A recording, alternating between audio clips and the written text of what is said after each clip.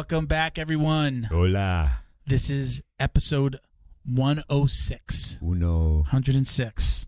106. You are listening to the Jiu-Jitsu Dummies podcast, brought to you by Black Belt Digital Marketing. Listening to the Jiu-Jitsu Anything you need to build your business on and offline. Oh, look, I just happen to be wearing a shirt today. Right. Website design, Google Ads, graphic design, printing can absolutely help. I would say our flagship product is reputation management, where we help you get found more in your area, get your Google business profile found more, so you get more phone calls, website visits, even like restaurants and things like that get direction requests. People just walk right in. You don't scrub those pictures from college in the frat parties, that kind of reputation protection? No, not that kind of reputation management, although we can help with that as well. That's really just kind of falls under regular SEO. But check us out at Black Belt Digital Marketing on Instagram, or our website is bbdigitalmarketing.com. Again, reputation management being our core product. You can request a free review of your online presence, get a grade on kind of the individual aspects of your marketing, and it's free. So feel free to jump on and request. My name is Milton Campus. I'm a brown belt training out of South Florida. Hi, Milton. I train out of Jiu-Jitsu for Life in Coral Springs. I never say the gym name. Yeah. Shout Don't out. know why. Shout out. Bo behind the camera. Hi. Don't forget to like, comment, share, click the subscribe button. I think the subscribe button and the notification brought it back bell. to what it used to be. Right, yeah, I'm almost positive. Yeah. Every time I do it now, it's like if I follow somebody, the bell automatically gets clicked. I think there may be a little drop down so that you can change it. You can change like your preferences on the subscribe. Now they put it in a But when you do it, it automatically clicks the bell for you, and you'll get alerts when we put out videos, and we're doing lots of shorts now. We've got a great guy helping us out with our social media stuff and TikToks. So if you follow us, our TikTok is Jiu-Jitsu Dummies Podcast. If you're following us, go check it out. Or if you're not following us, go check it out. And we've got some really cool stuff. We're doing a lot of trying to do some funny stuff. And follow, subscribe, really cool. Dedicate your life. I'm not doing dances on TikTok, though. It's like we're putting out Maybe you should. Funny stuff. In a G-string. No, I don't think I would do that. Joining us today, I'm super excited about this one, Bo. He's a 5th degree black belt under Renzo Gracie. His name is Ricardo Almeida. OG. I can just close my eyes and remember fights where Rogan and the commentators are like saying Ricardo Almeida, as he's coaching one of his fighters in the UFC. So it's amazing. I'm super excited to have him on. Let's just do a few quick shout outs and then we'll get him in here. Check out Flow and Roll.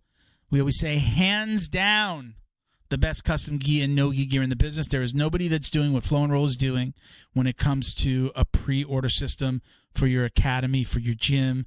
Get all your gis and your no-gi kits. Get them done. Get them printed and shipped to your students at very little out of pocket for you. So visit them on Instagram at flow_n_roll. Check out their website at flowandroll.com. It's an amazing program. We did it for our pre-order on our rash guard, our no-gi set. It's amazing. Basically, people order, and really the profits from those orders help pay for the bulk purchase, for you buying more, and for a gym, what you're going to have in your academy, the stuff that you need to keep in stock. Those orders are going to help pay for that, and that's why you have very little money out of pocket. Okay? He even ships directly to your students. Like if your student, somebody orders a pre-order, he doesn't send it to you and then you give it to them. He sends it right to them. Not even a drop ship. He's sending it just like a regular product from a website. They get it comes in a nice little bag. Sometimes he throws in some patches and some extra stuff. Every once in a while, we'll have some keychains for the Jiu-Jitsu dummies that he throws in. So, number one, let me say, I really appreciate Sean and all he does for the show. Thank you, Sean. We haven't spoken in a couple of weeks, but super, just appreciative of everything you do for the show. He sends out our T-shirts. Like if we give out T-shirts to our guests, he sends them out for us. Nice. He keeps them in stock for us, and basically he prints our podcast tee. So Sean's a special with this dude, logo. man. Great dude, man. Yeah. Flowandroll.com. Get 20% off your online orders. So if you just go order some T-shirts or a belt or what have you, 20% off with code JJD. So cool beans. All right. Thank you to the BJJ Box. We appreciate your support as well. They're Jiu-Jitsu's favorite monthly subscription box. It's delivered to your door filled with premium Jiu-Jitsu and grappling apparel, equipment, supplements, supplies, snacks, and more. Basically, it's just a box of cool stuff that you're going to use. Recovery stuff. He's done, like power bars and energy drinks. We had like a beef jerky in one of them recently. Yeah. But recovery items, you get a T-shirt in every order. There's different boxes you can order. Sometimes you can do it quarterly and get a rash guard. Yeah, the spiky ball, my favorite. It's still in my living room. It's just on the floor. When I want to use it, I just grab it. Like a cat, you roll around on it. Funny enough, it looks like a cat toy in the middle of the living room. But check them out. You get about 4 to 7 items in every single box. They guarantee that the cost of the box is going to be less than the value of the items inside that box. So super cool. Every once in a while, too, if you order, you'll get an email. Not every once in a while, but you'll always get an email, and it'll describe what's in the box. And sometimes you also get coupon codes for like instructionals or classes at a gym or something like that, right? So he has sponsors that come on and do it that way. So there might not be something in the box, but that card may have a coupon code for something that you can purchase online. Cool. So again, coupon code JJD10 will get you $10 off your first order at thebjjbox.com. All right. Thank you to Neutral Zone Clean. You see the big bucket in the refill, right? Neutral Zone Clean. Like 1 million wipes in there. Yeah, 1,200. Yeah, 1,200 wipes. Close enough to 1 million. Check this out. They're still doing this bucket. We're doing the JJD gift. So it winds up being $10.99 off the regular price. So you get it for $99. This is great if you're running a gym, an academy, or you had an event. Right. His son wrestles, so these are at wrestling events. And look, awesome. Just we're all about being clean and watching your belt and all that crap. You don't realize the value. Divide 1,200 by 99. You'll see. Look. There it is. I am down to my last couple of wipes I don't have that big thing in the door in my car. Yeah. I have the canister. I keep on forgetting to bring it up. We're running low, Mike. I feel bad. I feel bad telling a sponsor, like, hey, send me some stuff. We're running low. Put that in your cup holder. Right. Running low. I keep on forgetting I leave it downstairs. But it was good that we have the bucket. We're talking about the bucket. This is the refill. You see that I've been using the refill for my spray that I have at home. Check them out. It's NeutralZoneClean.com, at NeutralZoneClean on Instagram and Facebook. Black Belt Digital Marketing, my company, actually built the website. So super proud of that. But again, JJD Gift will get you $10.99 off of this big container. And if you order anything else from the site, they'll put that in. You get the free shipping on this as well. Okay? So again, it gets you $10.99 off and free shipping for that bucket. So you can imagine, like, this is pretty expensive to ship. So they'll throw everything else in that package, and you'll get everything for free. And the regular deal? That's right. Yeah. So if you order anything else from the site, you can use code JJD for 15% off if you're buying wipes, the canisters, the sprays, and so on. They have they introduced some soaps. Right, so they've got regular soap now as well. Yep. So listen, they're constantly adding new stuff. Check them out. Again, it's NeutralZoneClean.com. Mike and Candy, the owners of the company, incredible, super fun to work with, easy to work with, and I think that this is going to give the one other company out there that's probably doing wipes. I won't mention their name. It's giving them a run for their money. So, okay, you got anything else, Bill? I always ask that. Miguel. Anything else, Miguel? You got anything else, Miguel? Anything else? No. All right. Let's get Professor Almeida in here. Let's do this. Hey, Professor. Thank you for joining us. Hey, guys. Thank you so much for having me. Thank you. No worries. We were excited to have you on, and we're going to dive right in. There's plenty to talk about. It's funny enough, I was, when I do my research, I was watching a podcast that you were on, and then it ended and it went into a Renzo podcast, and it was just like, it was perfect because you kind of like, you talked about him a little bit on the podcast, and obviously you are Renzo's first black belt in the United States. Is that right? Yes. Is that the first black belt ever, or is it just in the U.S.? No, I think he gave some black belts before he moved here from Brazil. Okay.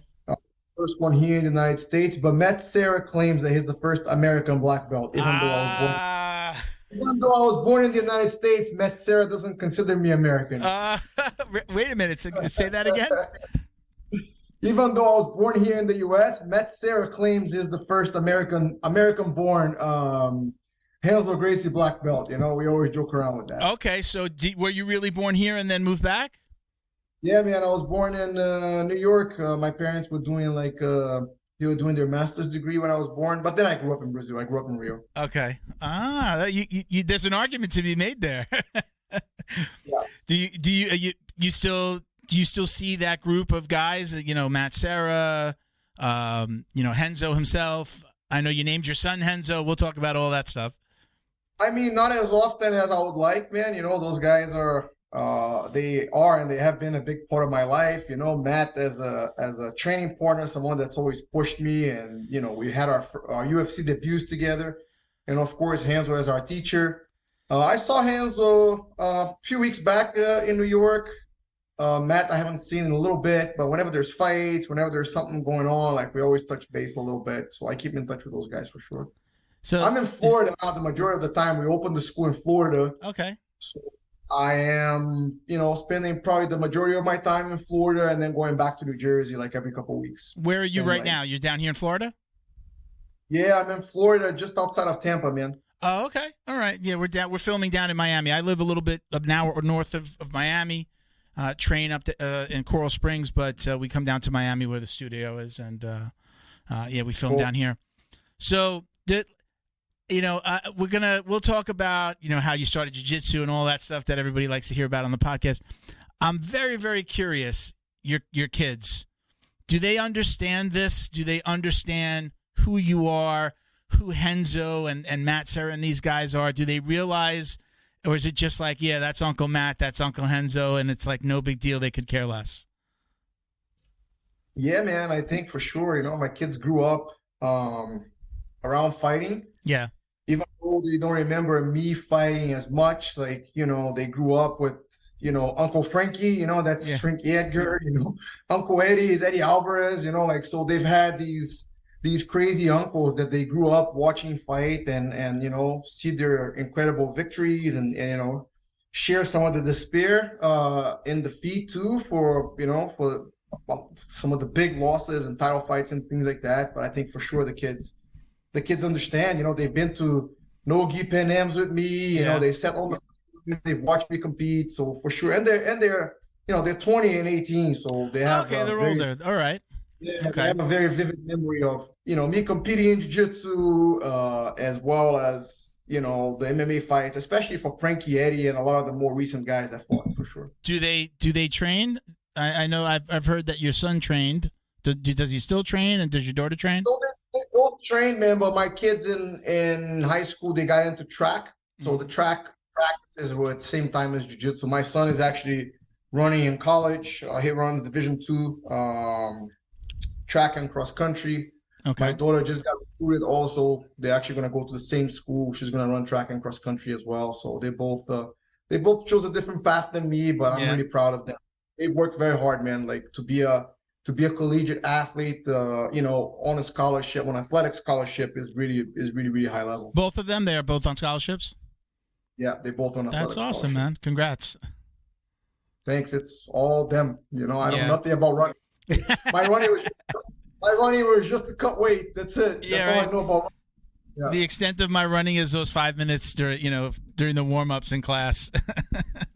I mean, and as the kids have gotten more into it, I've learned a ton, and I wish that I knew when I was still fighting. I use a lot of it in just my own sort of maintenance training. I don't train, with any hopes of performance these days. Maybe performance for a 46-year-old, but I've learned a ton, and I wish I knew that back then. But it's been fun watching them grow into the two young adults that they are.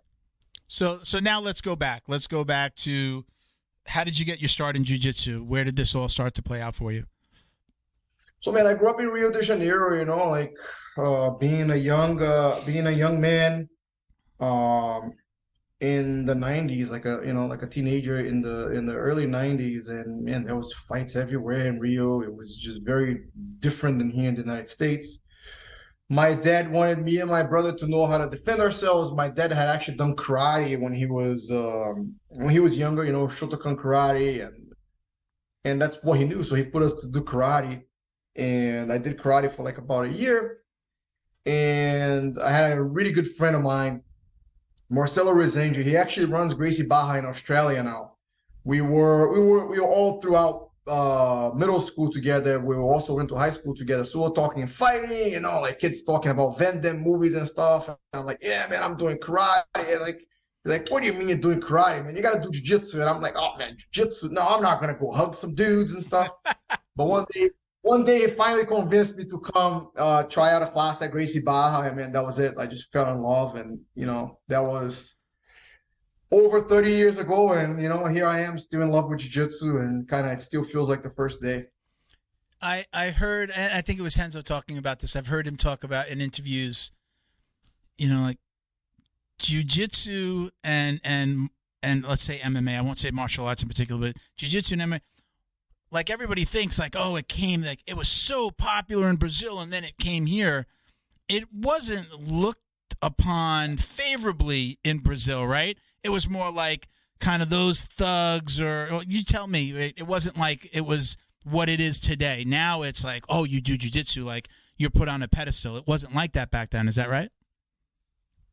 Yeah, man, not at all. Brazil had this stigma of just being, guys who fought in the streets and was very misunderstood. And people weren't really into it, like it was very...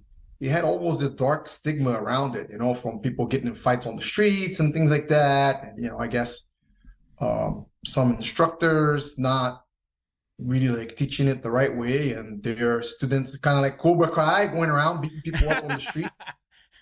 And yeah, that's kind of what jiu-jitsu was, like Brazil is, man, I hate to say it, maybe some of the Brazilian people will be mad at me, but like, man, we had jiu-jitsu there, we had MMA there, and it took jiu-jitsu to be big in the United States, and it took jiu-jitsu, MMA to be big in the United States for it to be accepted in Brazil, I mean, jiu-jitsu got really huge as far as practitioners in Brazil, but for it to be accepted as like a mainstream sport, and, it's a really cool sport, and, we have all these Brazilian champions, it wasn't really until it got bigger everywhere else that Brazil started accepting it, which is kind of sad, to be honest.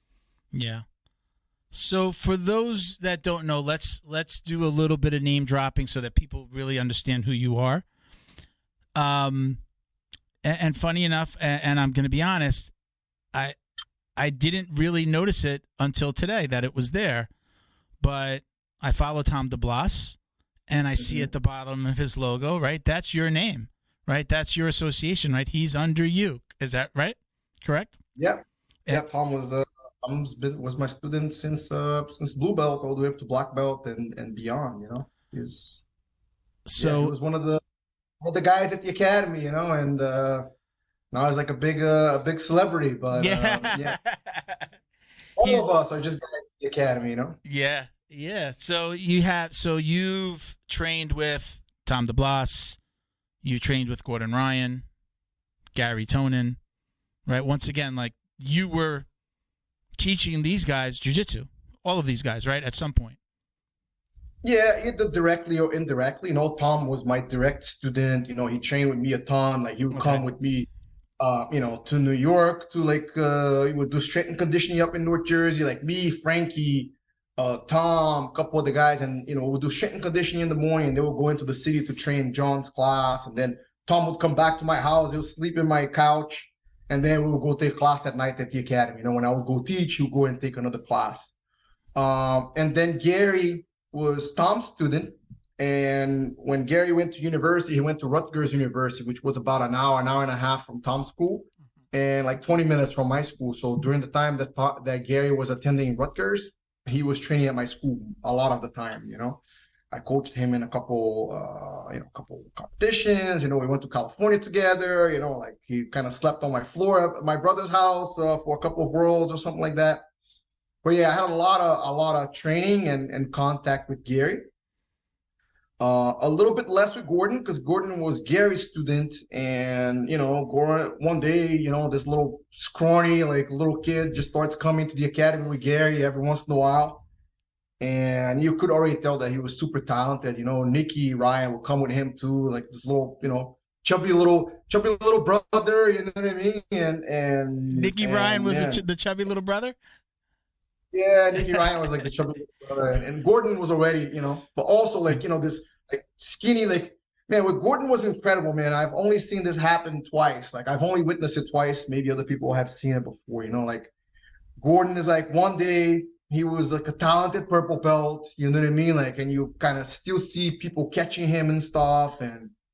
And man, like I trained with him maybe like 18 months later. And I was just like, what happened? Like, who is this in front of me? And he wasn't even big yet, you know, like he was still small, just good. Like, this might have been the time, even before he won his first ADCC. And, you know, I think the first time that he fought Felipe Pena, where he was already like winning and he was already showcasing his, you know, his incredible ability in no-gi, but he hadn't really like done the things that he had done before. But man, he already believed it. He already knew that he was going to do it. And kind of like all of us from getting beat up by him already knew that he was going to do it too. It was just a matter of time. But sometimes your competitive acumen takes a little bit to develop, right? Like your competitive acumen comes after the skill development, right? It's not all, now you can beat everybody in the room and then you can go to a tournament and beat everybody. It doesn't always happen that way, you know? And it's been fun to watch for Gordon as well as for Gary, you know, like to see both of them go from like young talents, you know, purple belts, and then, you know, brown belts, like you could already tell, you know, their potential and how good they're going to be. And then, you know, watch them both like take the world by storm. It's been fun, man. And it's kind of like, I feel like they're just getting started. It's funny because I just saw really the first time that I've seen, let's call it live, I saw Gary Tonin fight this last one championship fight. Every time I've seen him, it's always been on clips. And, you know, now that one championship's on Prime, I'm like, yeah, I'm definitely going to tune in. So I got to watch him fight the other day. Was there a point, you kind of mentioned it with Gordon, like at that purple belt, like, did you, if you went back to that point in time, were you really looking at him like and saying, oh God, this guy's going to be a star? Or was there something that was standing out about that jiu-jitsu, him and Gary, either one of those guys? Or was it just like, you look back and go, I can't believe those guys did this. Look at where they are. Yeah, man, I think, you know, we've always had a big sense of pride on the no-gi level, like coming from Renzo school, you know, so we've always kind of like known where we were in the pecking order as far as no-gi, you know, from ADCC all the way up to the UFC, right? Like, and no-gi worlds, right? So I had been to no-gi worlds with Gary and this other kid that used to train with me a long time ago, Max Bohannon. You know, they were two kids. They were really good. They trained together a lot. They both won worlds. I think at the time Max won his purple belt and Gary won his brown belt, the no-gi worlds. And it was almost kind of easy for them, you know, like it wasn't even that hard. You know, like you could tell that they were at a very high level in no-gi. And a little bit after that, Gordon came. But like I said, Gordon, you know, he went through this period where he was really talented, but he was kind of like a purple belt still, right? Like he would still like make mistakes or maybe like move around too much. And then they started going into the city and training a lot with, you know, with John Danaher. And then these guys would go like 6 o'clock in the morning, take the 6 o'clock in the morning class, sleep on the mats, take the noon class. You know, these two did a lot of sacrifices to get to the level that they are. And they put all this time, and man, like 18 months later, I trained with Gordon, and I was like, man, what's going on? And actually, the same thing happened to Gary. I was in Vegas for Frankie's fight, and they had the UFC Expo, and they were doing like a Grappler's Quest there. And Gary, either way, he was competing or he was there to corner someone. And it was right at this time where they started training a lot with John, and John really started working leg locks with these guys. And up until then, man, leg locks was just like, man, like if you don't really know jiu-jitsu, you do leg locks, right? Like, and bro, I trained with Gary, and man, I had no idea what he was doing. Like, if I went for a triangle, he would escape my triangle and leg lock me. Like, if I was playing guard, he would leg lock me. If I was on top of him, he would leg lock me. And I was like, man, what the heck is going on? Like, it was just a whole new game that now everyone has seen it. Still people are playing catch up. But Gary was doing this maybe, I want to say that now it's almost 10 years ago. Man. So it was looked at almost as crazy.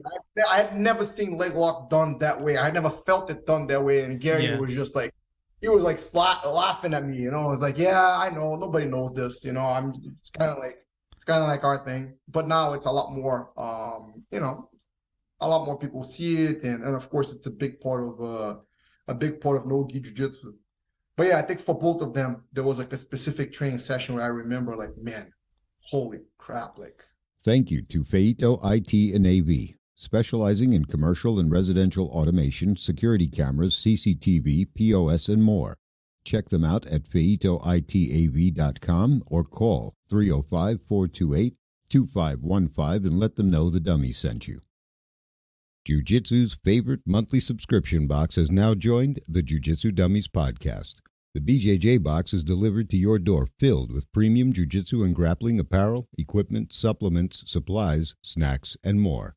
The crew at the BJJ box find the best in the world of jiu-jitsu and guarantee every box to be worth more than the cost.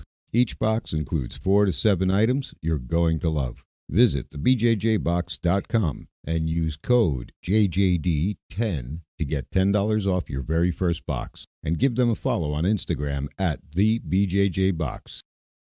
Neutral Zone is Combat family owned, so they know you need to keep yourself and your equipment clean. They created Neutral Zone Clean wipes and sprays for just that purpose. Neutral Zone products are formulated to reduce the risk of bacterial and fungal infections. Whatever's making you sweat, weight training, rolling on the mats, yard work, or just working around the house, Neutral Zone Clean wipes and sprays can make you feel and smell refreshed. Use code JJD to get 15% off your online order at neutralzoneclean.com. While you're there, sign up for their newsletter to receive the latest info and updates on product launches like their new shower gel and soap bar coming soon.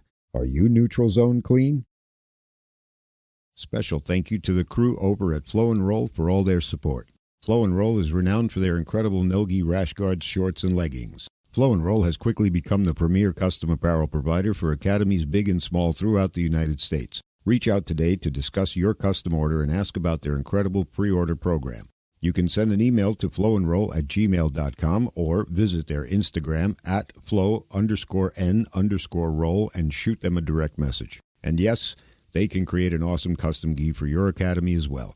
Visit flowandroll.com to check out their awesome designs, and while you're there, pick up a Jiu-Jitsu Dummy signature tee exclusively at flowandroll.com. And remember, you'll get 20% off your purchase of t-shirts, rash guards, or gis with code JJD. Okay, so my next question was, we're talking about Gordon Ryan.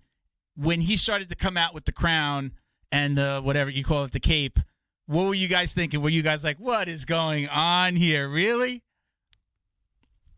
Yeah, we had never seen anything like it before, right? Like I remember we had a tournament that we used to put together. I was actually doing a super fight that day. That was the first time I think I seen Gordon with the crown, and you know, he was already like winning all these tournaments. You know what I mean? Like it was kind of like, in a way, it was like a homecoming. I was like, it's the first time I see him after he goes out and like beats all these guys. And I'm looking at that crown, and I'm like, I'm scratching my head. I'm like, man, I don't know if I want to be like over there with, you know, this kid's crown and stuff.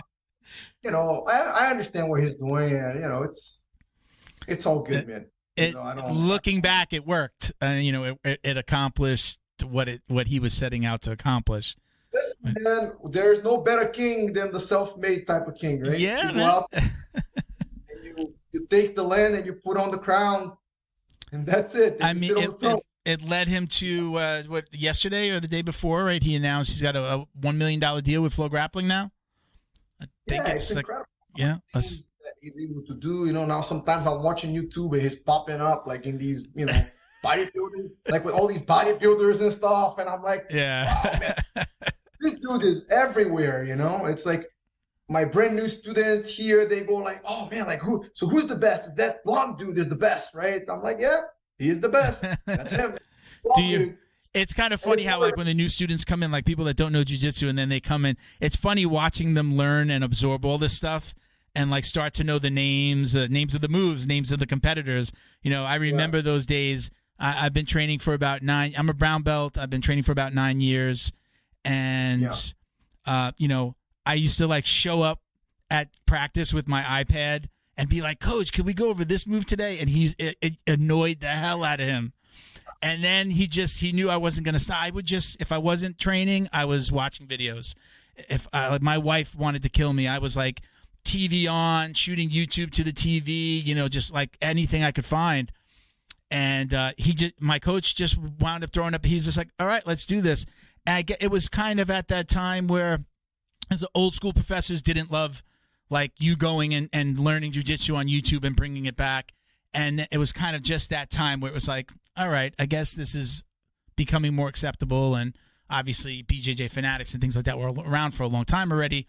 But a lot of coaches were like, please don't go learn something on your own. Ask me. So then we used to sit with my iPad. I'd show him a move that I wanted to learn. I'd have the iPad on the side, and he'd look at it and go, okay, this is the way I would do it.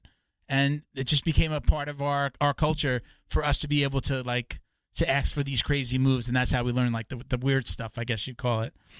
But how do you feel about that? Like seeing your students, do you see that journey of like just not only learning the moves, but understanding the culture and going through this whole world of jiu-jitsu on the internet?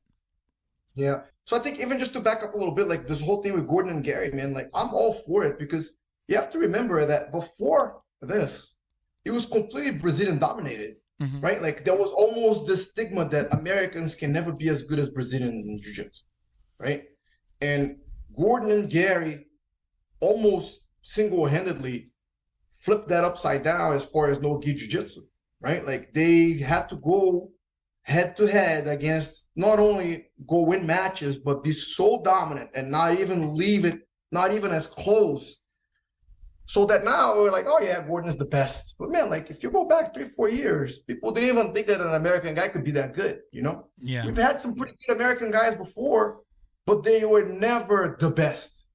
And they were never this dominant force that Gordon has became and Gary to a certain extent in the lighter weights, right? Like, so to me, it's, if they need to call people out and if they need to be a little bit more flamboyant on social media, man, it was what they needed to do to kind of create this little revolution and, change the perception, especially of the American practitioner, that, man, you could be just as good. It don't matter if you don't speak Portuguese. You know what I mean? Do you think there's anyone out there that can beat him right now? I mean, Nicky Rod's out there, gave him a pretty hard time in their last match. But do you think there's anybody? Do you think that guy is on the radar yet? That person that's going to wind up beating Gordon if it ever happens? Listen, I think Gordon could beat all the top 5 guys back to back in no-gi. Literally, fight them back to back in matches, right? No matter what rule set, right? Like whoever is the top 5 guys, right? But man, it's fighting. Yeah. You put somebody in a certain rule set, you give them 10 minutes, right? Like, you know what I mean? Like it's man, people can win.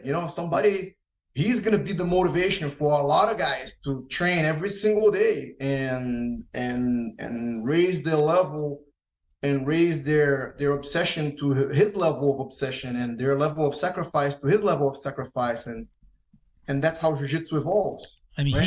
he makes high-level black belts look like rookies, like purple belts.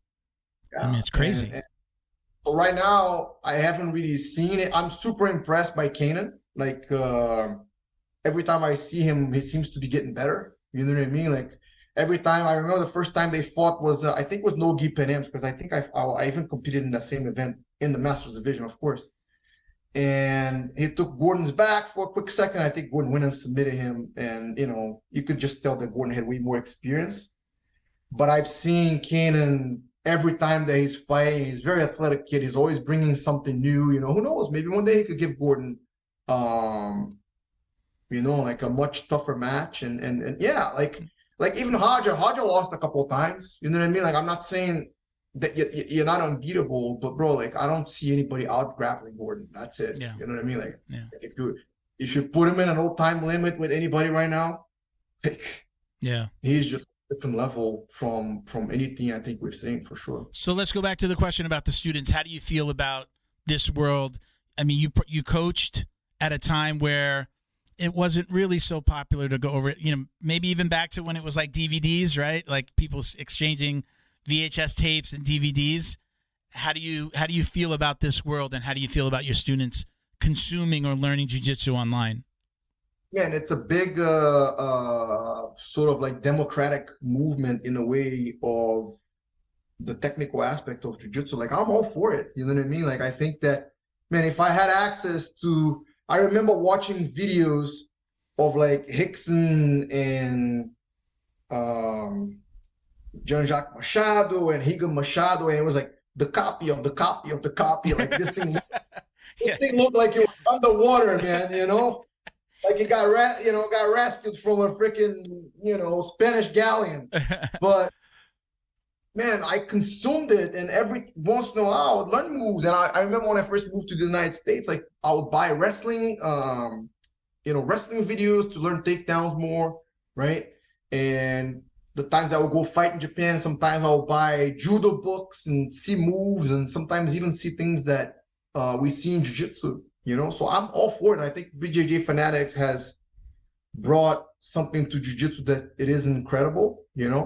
I think that students, though, that who do have access to a big organized school, because man, sometimes, like I had one of my students, he just moved to the Midwest somewhere, and he goes out and like there's somebody teaching, and he came up training, sometimes with like 5, 6, 7 black belts on the mats, whether these guys were competitors or not. So now all of a sudden he's in a school where people are asking him to teach, right? So how does he progress, right? So those people over there, they need a lot more support from like a video like that. I do think that if you, let's say that you train at Alliance, or that you train at Gracie Barra, right? Like, or whether you train with, with John Danaher, right? Like you train at some of these established teams, they all have like a different map, right? Like the destination ends up being the same, right? Like ends up being like a high level black belt that could compete, possibly win at the highest level, right? But I feel like each school has like a little bit of a roadmap, right? And just from observation,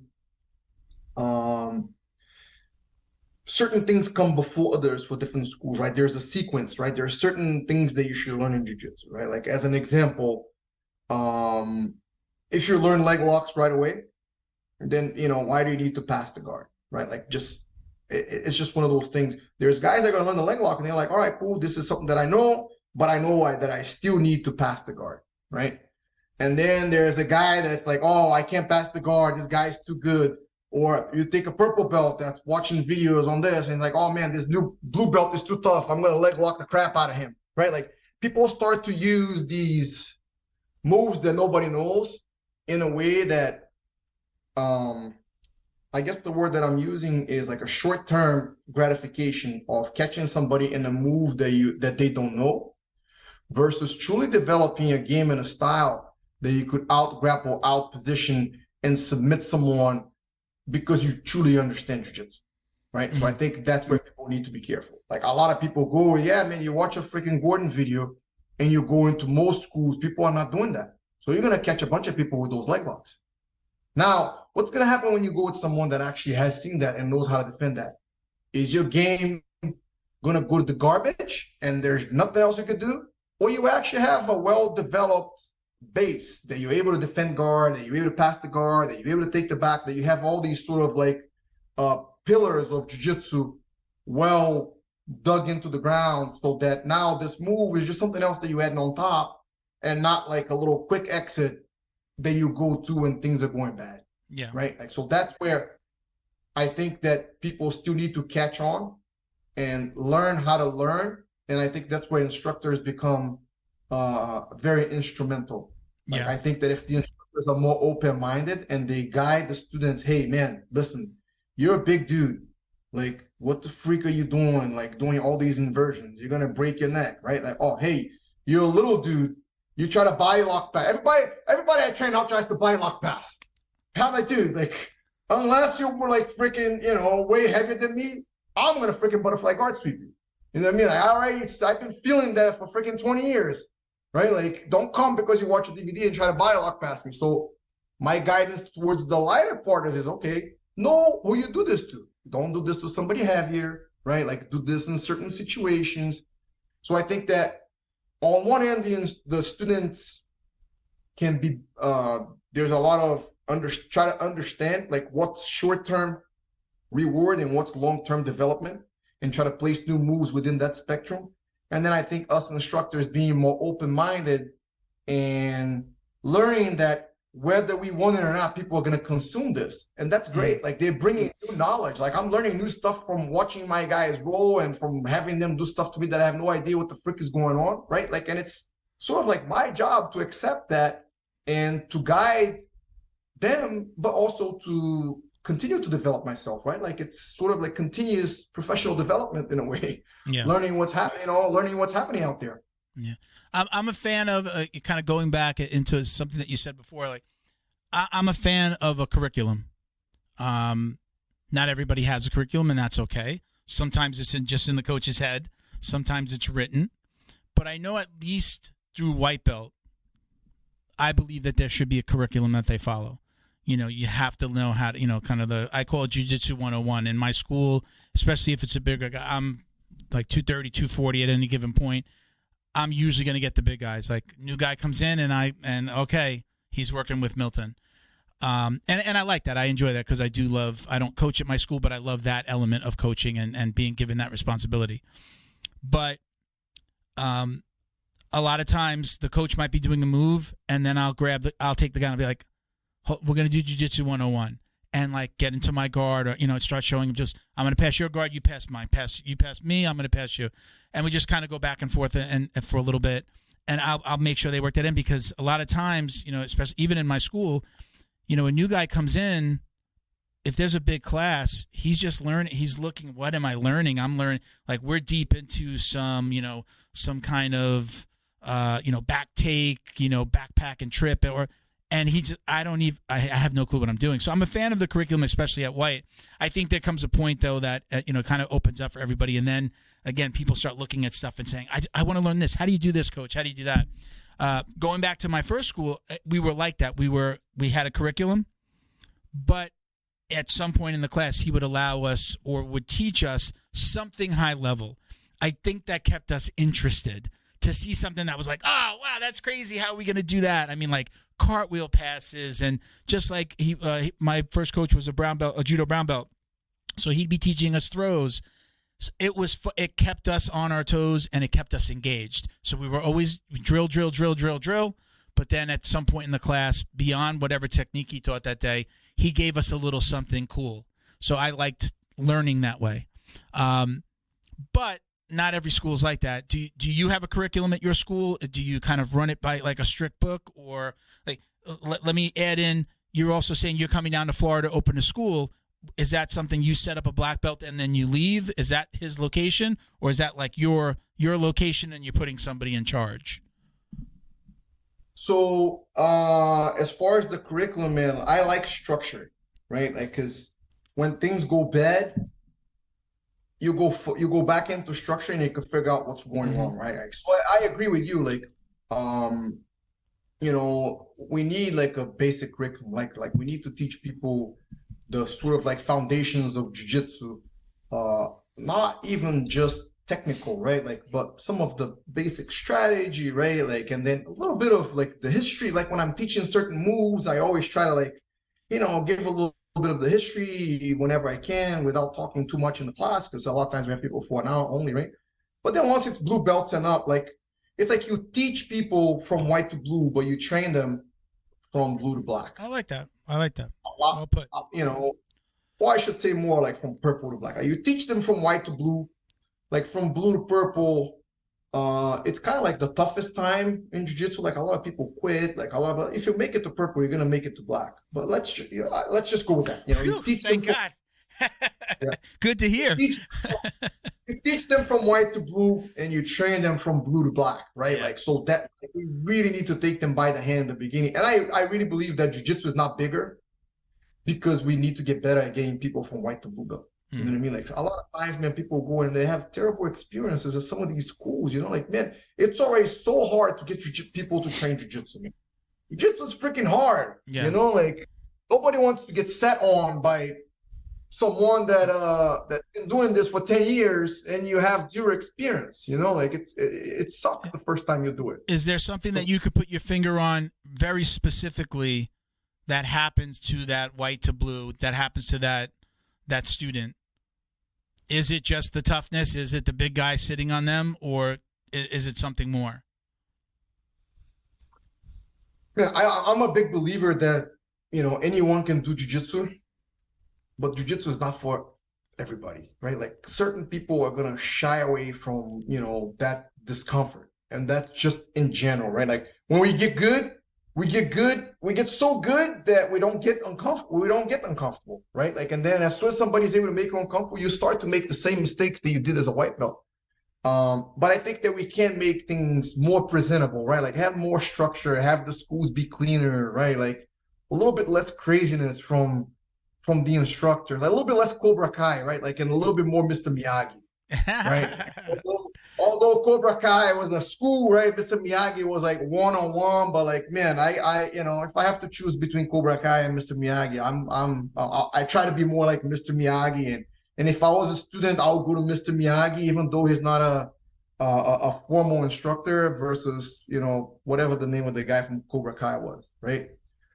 So yeah, I think that having an element of structure for the people that are just getting started, right? And even some elements of structure in the more advanced classes, right? So it doesn't get too crazy, right? Like, so that you're constantly challenging the students, not only with, techniques that require a little bit higher level of expertise and proficiency, but, tough situations where, today we're going to defend guard and you're going to be on the bottom for like 15 minutes. People are like, oh my God, right? Like bringing small doses of discomfort and reminding people that jiu-jitsu is tough, right? That it's not supposed to only be fun, right? Like it's supposed to be challenging too, right? And not just for your training partner, for you. Everybody talks about jiu-jitsu being tough, but it's usually, it's tough for them. But for me, it's easy. Back in the day, it was tough, but now it's easy, right? It always needs to be a little bit hard. That's just kind of like my opinion. And then just to answer your question about the location, no, man, I'm here in Florida almost full time. Me and another one of my black belts. We are in Lakewood Ranch, which is somewhat of a suburb of Tampa. We're like 45 minutes from Tampa. And yeah, I travel back to Jersey to continue to give support to my students there. I was just there for like a week. And the rest of the time I'm here cracking the whip and just trying to get a school going from scratch. It's been a ton of fun. We've had a very warm welcome. We have some awesome people here, and we've been open for less than 3 months, but we're already starting to see some talent come through the ranks. So it's been fun. Yeah. Do you allow white belts to roll, or how soon do you allow a brand new white belt off the street, never done jiu-jitsu, wasn't a wrestler? Do you hold him back from rolling right away, or is he getting right in there, or she, he or she? For my school up in Jersey, that was already there for like 20-something years, right? Like I do 2 stripes on their white belt, which for us is 90 days. It's about the 3 months mark, right? Okay. When I started a school here, because I was going to be able to give a lot more individual attention, a lot smaller student body, I'm doing 1 month, like after 8 classes and 1 month, like I'm having the white belts already begin to do live training. And man, it's been working well. I can't help but notice how much more work they need when they start live training. Like they haven't even had a chance to go through the curriculum. Like I use a 12-week curriculum. Like they haven't even had a chance. Right. If they've seen guard, then they haven't even seen back.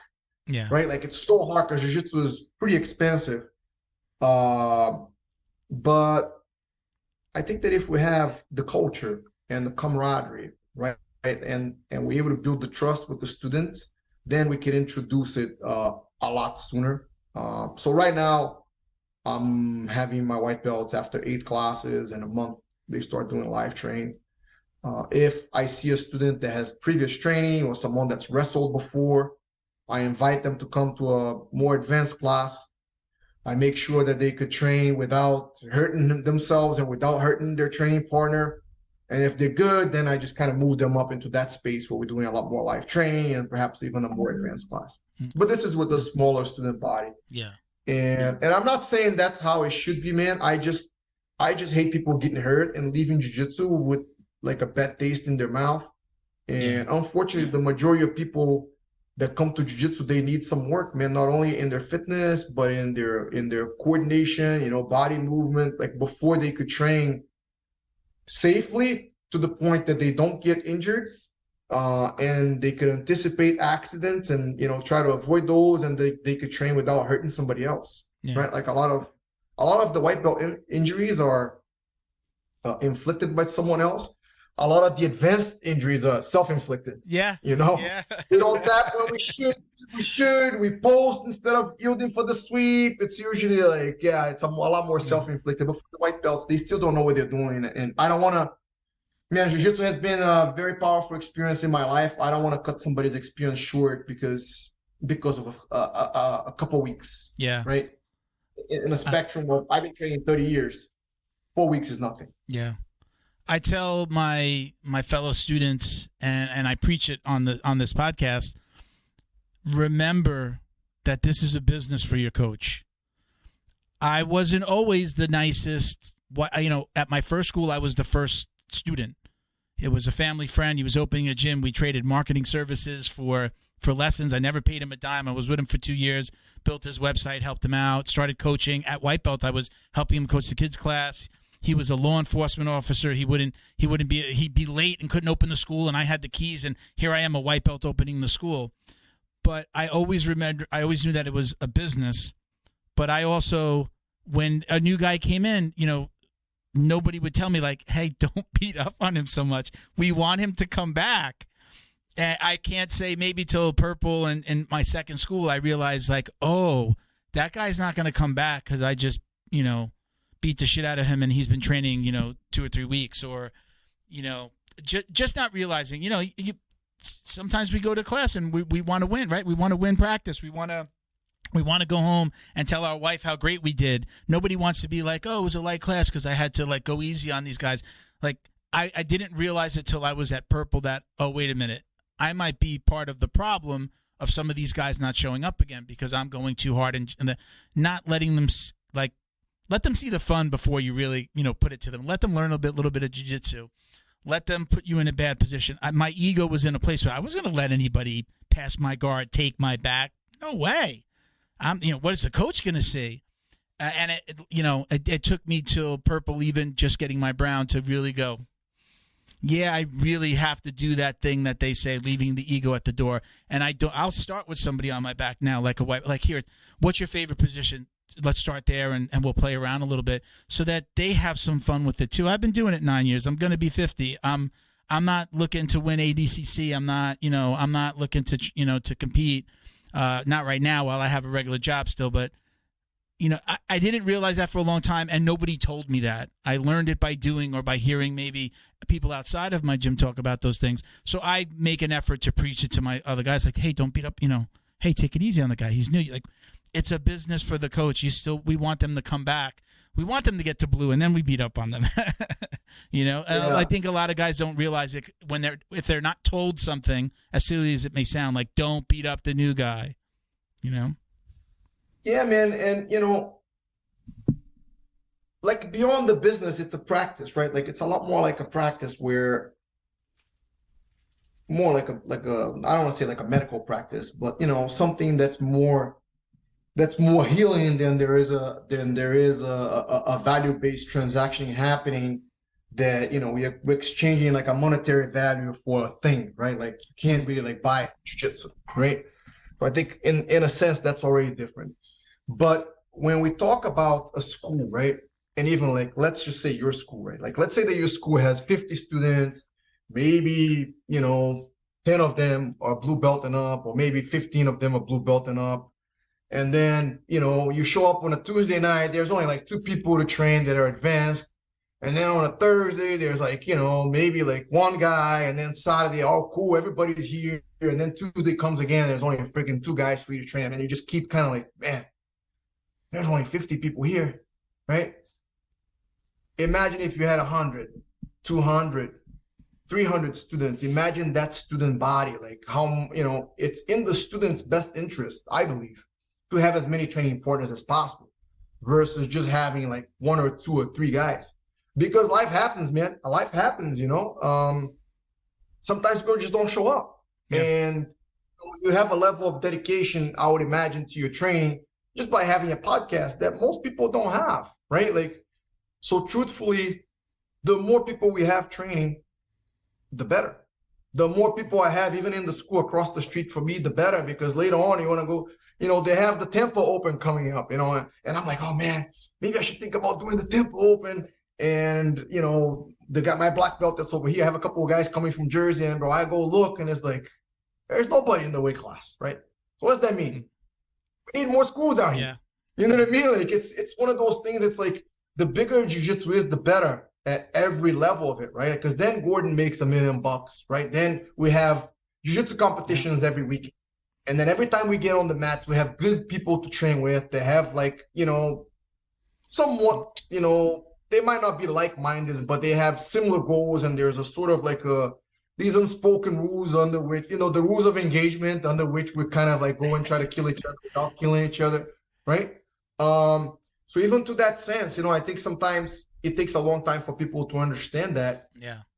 And even I've seen with training partners, right? Like sometimes, because my first class was at Gracie Baja. Like my first class, Master Carlos Gracie Jr. was teaching, right? And then Renzo was the only other black belt. And they had all these, freaking legends of the sport where my seniors, man, I grew up freaking looking up to these guys. It's kind of like I grew up in a Marvel movie, with like all these freaking and I just freaking try to be as much as I could like them, right? But sometimes people start at a small school, right? And they're like, oh man, like if I just move to that school, then I could have better training there, right? When I first moved to the United States, I had nobody to train, man. And I had to make a decision.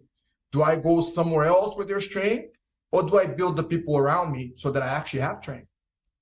And going back to the first thing we talked about with the DVDs and BJJ fanatics and how to introduce techniques that are not being taught by your instructor into your game, we have to make a decision between the short-term gain and the long-term balance, right? Like I wanted to have people to train for the rest of my life, not just move somewhere and, train with these people that I don't even know, and I think a lot of times people jump from gym to gym, and people are entitled to go wherever they want, man. Sometimes you find a situation and you don't want to be there, just go your own way. And that's, it's better for everybody. The quicker people move, the better. But to me, the best decision is like now I have like one black belt to train here, and that's kind of how things are going to be for a while. So what do? Yeah. Man, I try to get people freaking twice as good in half the time, 3 times as good in a third of the time. Like I'm freaking cracking the whip in a very selfish way to try to get these guys to a certain level where I could have more training partners, right? And in my selfish way of getting more training partners, then they're going to learn jiu-jitsu. So I think it's a pretty good exchange. You just described my first gym. Again, I said I was the only student, and then guys would trickle in here or there. But my first few months of jiu-jitsu, so many times it was spent me and my black belt. And I got my blue belt in 6 months after double golding at a local event at a new breed. And he was surprised. He's like, you really, like, he had competed when he was younger and he's retired from competing. And then he was at 41, 42. He's like, you really want to compete? We'll do it. And so again, I kind of fast tracked to blue belt because it was just me and him. And I was just, it was like sometimes it'd be an hour. He'd be like, let's just roll. I'd just be rolling with my black belt and, getting, I was learning, but it was fun. It was hard and it was fun. So yeah, you just kind of described that experience I had. I was in a small school. I wouldn't trade that experience from white to blue for anything because I got to learn so much. It was like doing a private for months, and I got really good, and I loved it. I loved it before I stepped on the mat. I was a UFC fan, always had like a bag in my garage or hanging outside on a tree, and I was always, I loved it. I grew up watching boxing with my father. It was something, when I showed up at jiu-jitsu, I was already in love with it, and I hadn't even stepped on the mat yet. I was like, I'm going to learn. I'm missing this little piece. I've never done this. I wrestled a little bit, so I kind of understood that side. But I think there's a lot of merit goes to having a small school and that one-on-one with you got 2 black belts, right? You got 2 black belt people are coming in, and they can train with 2 black belts, and I don't know if people know who you are when they come in the door. But I'm sure after a while they start to learn, Renzo, Tom DeBlas, Frankie Edgar, you trained with, I think that they start to go, oh shit, look what I've got in front of me, and hopefully they'll be sponges, Yeah, it's been fun, man. It's been fun, and I think that sometimes the students themselves, they haven't really experienced jiu-jitsu, right? Like, and even my black belt that's here, right? He's been training for 10 years. Right, like to me, that's not that long, right? Like I remember him. I remember him as a white belt, like barely doing jumping jacks, like doing jumping jacks, like all like crooked, So, but I know the power of jiu-jitsu. I've seen it. Like I don't know it. Like I don't know the secret of it, but I've experienced it. I've seen other people experience, right? So when somebody walks into the school and they step onto our mats, they see themselves for all the things that they can't do, right? Whereas me as an instructor, I'm seeing them like 5 years down the line. I'm already seeing like, oh man, this guy, like, he's kind of freaking strong, man. He's going to be so good. Oh, this girl, look how technical she is, and she's tough, like she's fearless, like, and this little kid like this, and, this person like that, right? Like, oh man, this guy, look how quickly he, he's got the bug, like he's going looking at all these DVDs and he's asking me all these interesting questions, So I think sometimes students need to have more patience and recognize that they're entering something special, right? Like that they're entering a special practice in a way, like a special activity, right? But also a jiu-jitsu school is a very special place. Not all of them, but most of them. The instructor is usually pretty humble, right? Like, and he likes to see people do well, and more than probably anywhere else you go to, on a consistent basis. So for sure, like I think that the dojo is the place of enlightenment. Like I think that we can find a lot of that in a jiu-jitsu school. I give a little piece of advice. Tell me if you agree with this. I give this little piece of advice, especially when I see a white belt struggling, rolling with some of the higher belts and that they're beating up on him. Or I hear them say like, oh God, I don't want to roll with that guy. He's so tough, or he's so strong, or he's so heavy. I'll tell those guys, look, especially if it's a guy that's like a bully, and it doesn't happen a lot in my school, but I tell them this in general. Ask that guy to show you his favorite move, or explain the last submission that he did on you. And you kind of get that guy into a teaching mode, and now he's not just thinking about killing you. I've given that advice, and it's worked. It's like, look, that guy, he may be here, he may be tough, maybe he's got a competition coming up, whatever it is. But do this and ask him to show you something, and it usually kind of diffuses. It brings that guy down a little bit. He's like, okay, we're not going to roll. I'm going to teach a little bit. Okay, all right. And then they go, it's just a different mode. And now it also, usually that person might be new, so it also kind of starts this weird relationship. They start talking, because there are guys that I've gone to the gym, they've been there for weeks and sometimes months, and we don't talk other than, hey, what's up, how you doing? We don't know each other yet, right? But if I ask him to show me something, now we're talking.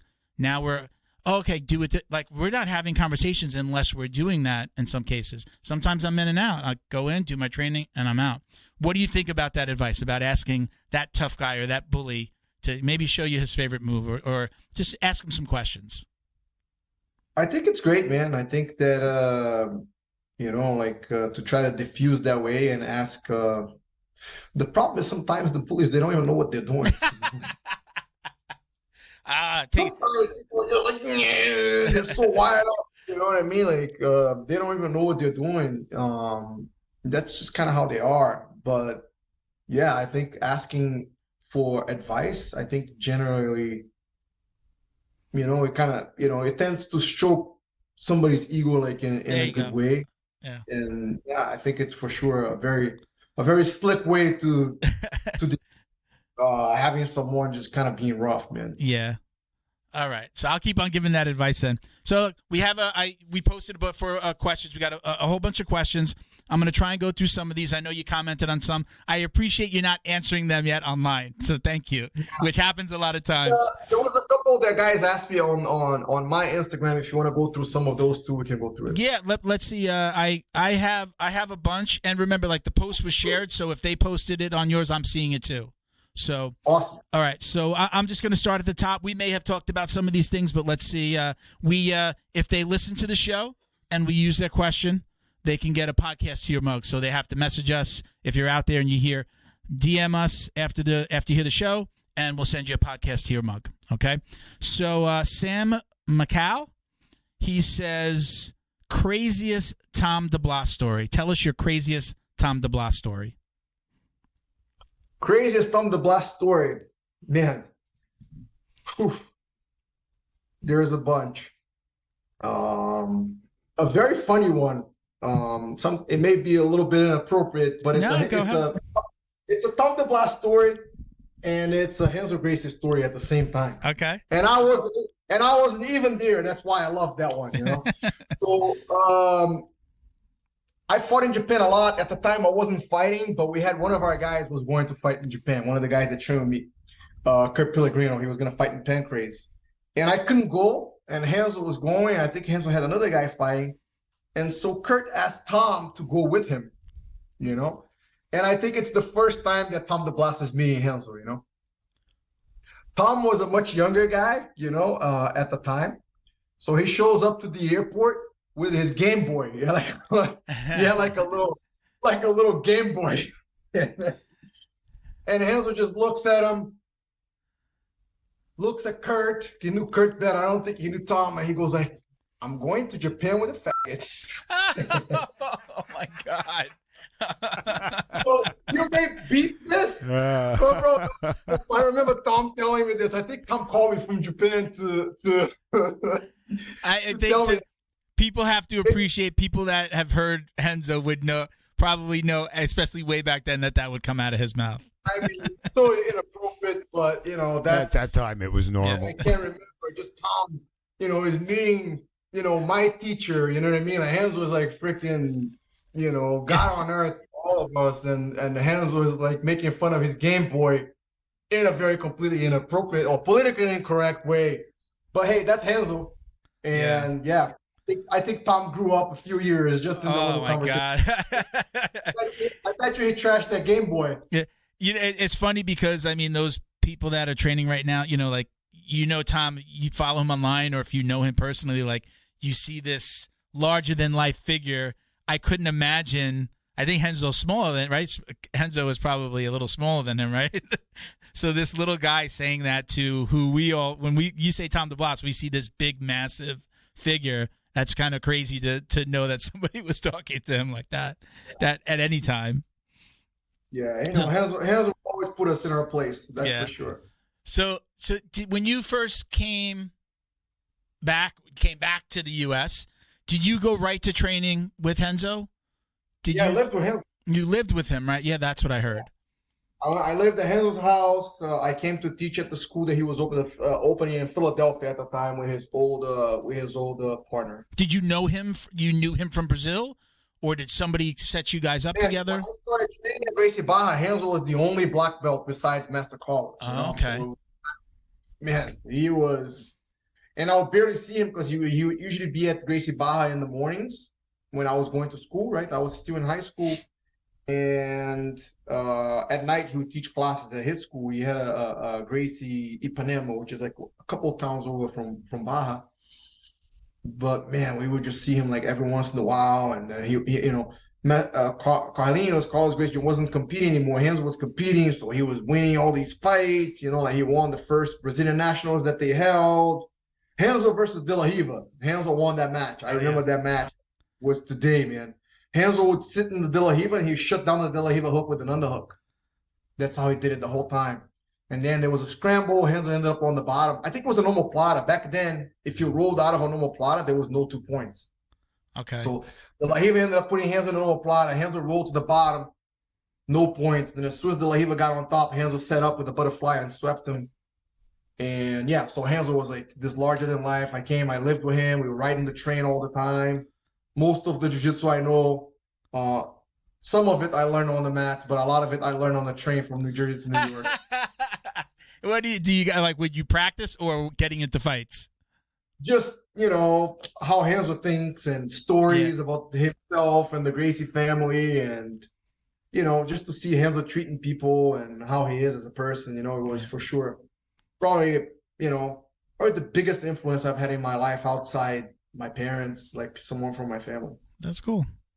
Okay, we got our next question. I don't know. Hope I don't butcher this name. Wessam Salah or Selah.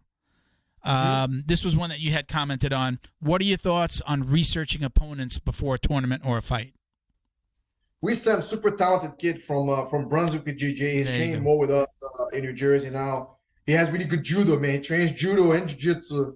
So, you could see some of his highlights, just tossing people in jiu-jitsu tournaments is actually. But he puts a lot of time into his judo. So Wessam, man, always, especially now IBJJF, they have guys former matches. And before I compete, I go and I watch all of them. I'm generally not all of them. All as many as there are recent, right? Like no point in looking at something like 3 years old, but anything that's like 2-3 years old, I watch all of it. For everyone that's in the bracket, I always watch it. Usually my brackets are only a handful of guys anyways. But yeah, when I look at fighting, I don't look at, this guy does this good or this guy does this bad necessarily as in a opportunity and threat type of situation. I try to look for patterns. I try to look for things that they do over and over in certain situations and see if I could turn something that my opponent does well into an opportunity, right? Like, and maybe something that they do bad, but maybe I'm bad at it. And I'm like, hey, even though that don't look too good, I'm not going to go over there. I'm going to kind of go this way, right? So in fighting, I just try to look for patterns and usually guys tend to repeat the same moves and just try to get around them, try to walk around that minefield, How active are you with competing? Are you still competing a lot, as much as you'd like, or at all? Well, man, when I stopped fighting MMA in 2011, I think I did 5 no-gi Pan Ams, I did 1 no-gi Worlds, a couple New York Opens, Fight to Win. Me, Tom, and a couple of the guys went down to West Virginia. We did like ADCC Nationals, had a couple of super fights. So yeah, I would say I was pretty active. We always do no-gi pans, but man, since COVID, there's nothing up in New York. Now I'm down here in Florida starting a new school. Most of my focus is going towards that. I want to see if maybe in the second half of this year, I can go maybe do no-gi pans or something like that. Okay. So we have a little bit of a question that throws back to something that we were talking about earlier, like recognizing talent in Gordon and Gary and even in Tom. So the first part of the question is, did you know they were special back then? So we talked about that. So what stood out? Let's talk about just identifying athletes in general. It says, how do you identify athletes that can be world champions in BJJ and MMA from a large talent pool? Is that something that you think comes easy to some people? Like, yeah, that guy's going to be special, or that guy is special. How do you identify people like that? I think there's a couple key attributes, and I think that they are all important in certain situations. Some may become more important than others. I think the first one is work ethic. It's just how hard somebody works. Okay. I've seen so many talented guys that, man, it's just like, if somebody doesn't work hard, like there's nothing you could do for them, because eventually they're going to go with someone that's just as talented, and the hard work is going to make a huge difference, right? Then I think is athleticism, whether that's in, I'm not talking about, running a fast 40 or, how high your vertical is, right? But like that quickness and movement that someone is able to have, whether it's side to side and, just, balance and dexterity, like all these qualities, whether you could tell when somebody's athletic. Mm-hmm. And I think for sure in jiu-jitsu, the jiu-jitsu athlete, it's not just whether someone can be fast and strong. There's flexibility, there's decision-making, there's all these things that eventually you look and it's like, man, this dude can move or this girl can move, and, they could stay ahead of their opponent. They recognize the opponent's offense early, you know, or they position themselves in a way where they don't leave too many openings. So that part, I think it's important. I think another part is just gas tank. But if somebody gets tired, like, why even waste the time? Like, you shouldn't be getting tired. Like, being tired shouldn't be a reason why you lose a match. You know what I mean? I went to a Dan Gable seminar, and that was the first thing the old man said. Like, fatigue should never be a reason why you lose. You should train harder than your opponent, and you should train yourself to the point that you don't get tired, right? I think that is also a huge aspect. And I think finally just the mental toughness is just how does someone act and react when things are not going their way, right? Like their ability to overcome, you know, bad situations or come back from a loss, right? Or you know, something happens in their personal life. How are they able to stay? You know, sometimes you have to take those losses and take the pounding, right? Like, and your commitment to training is not going to be the same, but can they stay consistent even during those times, right? I think those to me are some of the biggest ones that come to mind right now. Do you talk about mental toughness with your students and competitors? Is that something that I always say when I was a kid, I played a lot of sports. I always quit. Nobody was talking to us about sticking with it and, again, mental toughness and the mental side of the game. Again, I'm going to be 50. It just wasn't something that a coach from a school talked to you about. You know, he's got 20, 30 kids. You know, you didn't get that one-on-one. Is that something that you do as a jiu-jitsu coach now? Are you talking about the mental side of the game? Yeah, I think I try to address it, you know, with the students. I don't have that many competitors anymore. You know, like a lot of the MMA guys that I coached that were UFC champions, you know, Frankie, Eddie, these guys are kind of like, you know, Frankie stopped fighting. Eddie may or may not have a couple more fights. Like, I'm not really like actively coaching those guys anymore. But I think for sure for the daily practitioner, right? Like for the 95% of people that train jiu-jitsu that will never get on competitive mats, I think that how that gets expressed in daily life is I think focus, commitment, and discipline. You know, like it's your ability to just sort of like zone out like distractions that you don't know it's that good for you, right? Like, and I'm not saying that everything that's not jiu-jitsu is bad for you, but like be able to just, you know, stop and focus, right? I think that's important. And I think the ability to commit to something and persevere, even though things are not going your way, right? Because the person you become, you know, chasing that black belt or chasing your gold medal is a much better person than the person that never committed to try to do that anyways, right? In every level. So even though there is no guaranteed light at the end of the tunnel, and especially with competition, man, competing is like rolling a dice, you know, like you don't know what's going to happen. Like we all wish that we could be like Gordon, but we're not, right? We're not. But jiu-jitsu right? is still for you, right? Jiu-jitsu is still for those people. Like I'm in this for the exercise, the camaraderie, the mental, you know, the release of my stress. I might sound like a broken record to some of our listeners, but I tell my wife, like, if you're mad at me and you want to we have to have an argument, do it when I come home from jiu-jitsu, because I'm going to be at my most relaxed. I'm going to be easier to talk to. The stress of the day is gone. Somebody just tried to choke me and, you know, quote unquote, kill me. Us having this conversation is nothing, but after a long day, the stress, client this and account that, you know, and somebody now wants to come and talk to you about something really serious or has a problem with you, that it's just different. So I know for me, it's like, you know, I'm here for a different reason. I love jiu-jitsu. I found it when I was supposed to. I'm not one of these guys that say, oh, I wish I was doing this when I was younger. I would have quit. I said it before. I would have quit if I was doing this from a kid. I would have gotten hurt. This first time I got hurt, I would have been like, I'm out. Now I'm like, oh, my elbow and my shoulder, and I'm getting cortisone shots in my shoulder just to stay active. Like, that's where I'm at this game, and I will do it. And if I'm hobbling on the mat in my 70s, it would have been a good life. I'll be happy, you know. So everybody does it for a different reason.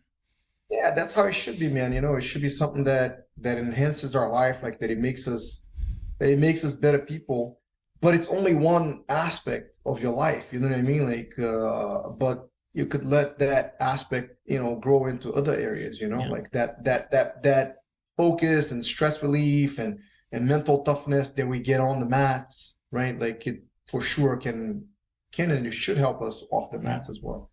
So that question initially, about a world champion standing out, that was from Jerry Sue. I'm going to say it's at Clemson, Oregon on Instagram. I'll go to our next question. We have this is Louis Bromberg.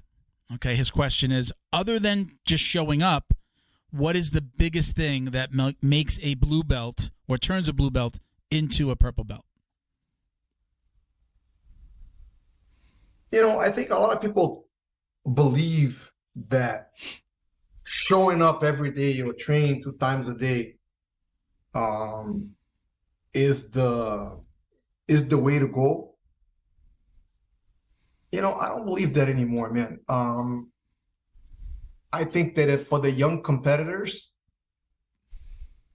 jiu-jitsu is almost like jiu-jitsu is strength and conditioning, jiu-jitsu is mobility, jiu-jitsu is injury prevention. Like for those guys, it's kind of like that. Like for us, 30 and over, like the majority of people that found jiu-jitsu like in the adulthood, I think that adding elements of a minimum level of aerobic training, right? Whether that's running, biking, swimming, rowing, or even walking at first for someone that has very little metabolic training. I think that is extremely helpful, not just for jiu-jitsu, but for longevity, right?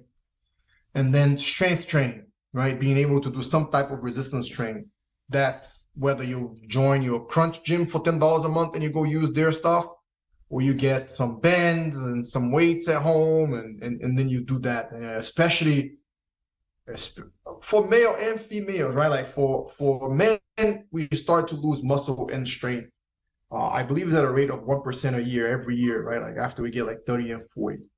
And then for the ladies, they start to have to deal with, bone loss and things like that. And resistance training can mitigate a lot of that, right?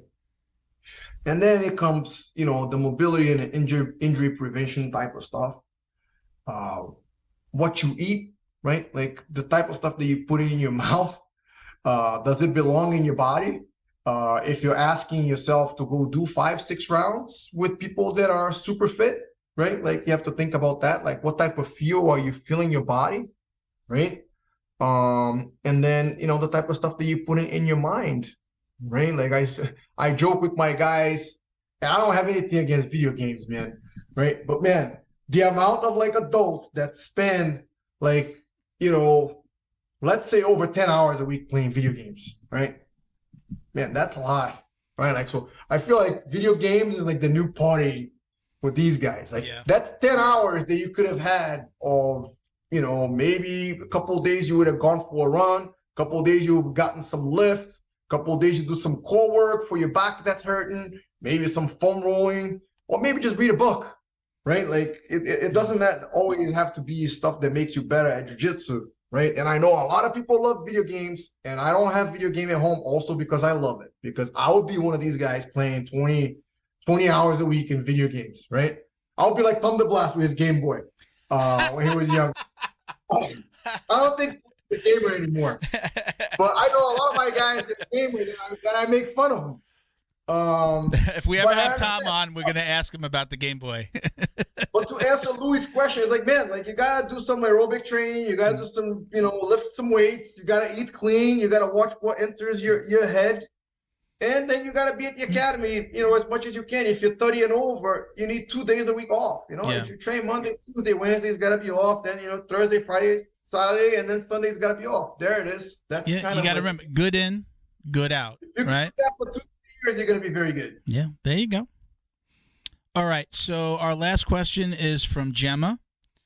Gemma, we actually we ran a foundation for a little while called the Jiu-Jitsu Dummies Foundation. She was our second winner of a 1-year scholarship for jiu-jitsu. We paid for her jiu-jitsu. Gemma? Little Gemma. Hi, yeah, Gemma. She sent us a question. Hey, Gemma. Hi. That's amazing, guys. She says, Okay, so my question is, she's in her teens. She's I think she's 14 now. Sorry, Jim, if I got that wrong. How do you feel about females fighting males, everything being equal, like weight, belt, and skill? Do you think it's okay for a woman to fight a guy? Man, I'm gonna get in trouble for my answer here. Maybe not. This is like entering like the political. I'm gonna get canceled for my answer over here.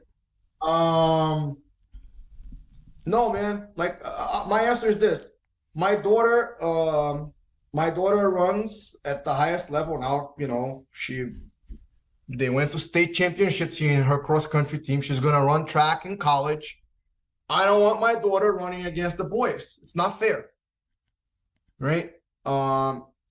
Just like I don't think it's fair for lightweight to fight a heavyweight for the same medal. If they both entering the absolute division, then I think it's okay.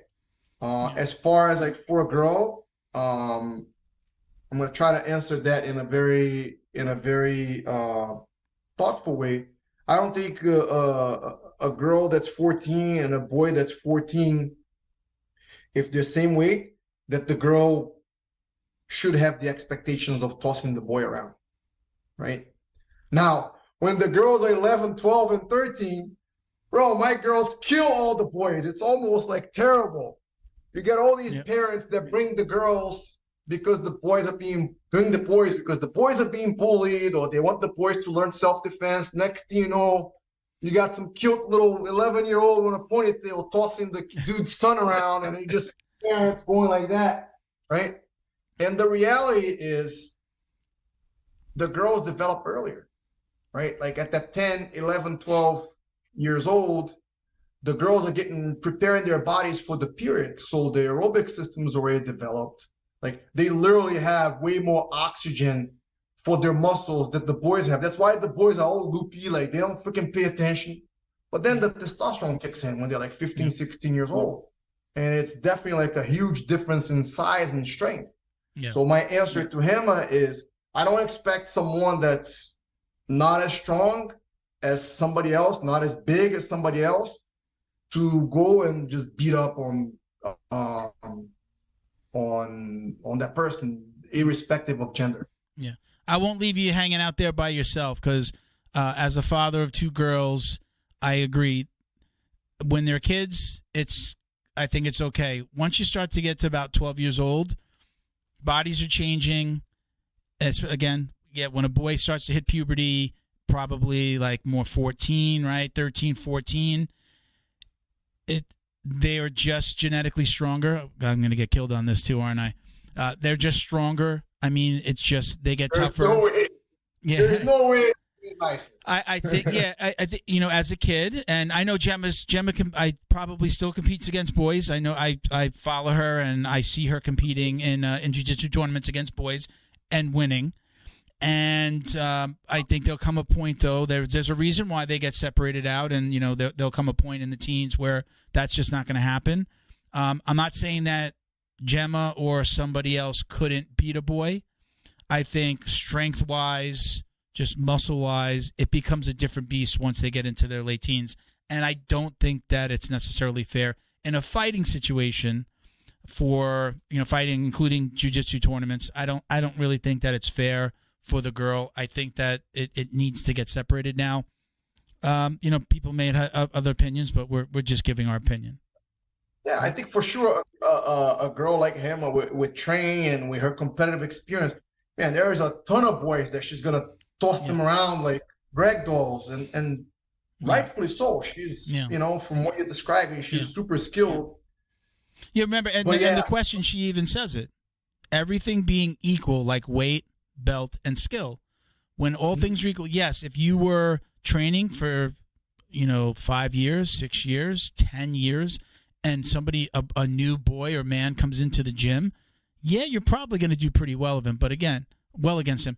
But again, all things being equal, weight, skill level, the experience in jiu-jitsu, it gets to be difficult. And, I think as a coach, you don't want to see any student get hurt. But are you going to, I'll roll with women if they want to roll with me. I'm obviously way bigger than the average girl in my school. But I think once you start talking about in competition settings, you're just not going to see it. You're just not going to see an organization put. You are a big fur girl. And, yeah, and I love my girls. I mean, I love all the girl students because when I started training, there was no girls, you know, and I loved having my daughter on the mats. But I especially love my, 11, 12, 13-year-old girls because they're so athletic. Like, they move so well, and they learn jiu-jitsu so fast. It's a sight to see for sure. It's exciting for me as an instructor, and I've been around, some pretty impressive people as far as martial arts, but like I'm always excited and delighted to see the girls training. I do not want to see grown-up boys and girls competing against each other. I just don't think it's safe. I secretly enjoy when I see a video of a young boy and a girl fighting, and the girl wins and the little boy cries. Amazing. I secretly enjoy it as the father of two girls. I'm like, oh. Ronda Rousey against Gordon. No way, never gonna happen. All right, so that's the end of those are our listener questions. So now we're gonna do something called the drill down. The drill down. Here comes more trouble. Yeah, so these are questions that we ask just about every guest. Usually a variation. I switch them up over time, but this we'll ask these and then we'll wrap it up. So your preference, gi or no gi? No gi. No gi always. For me, for not you. for anybody. Okay. Yeah.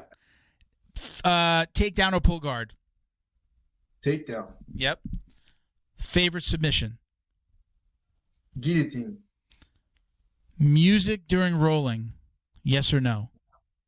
Never. Old school. No music.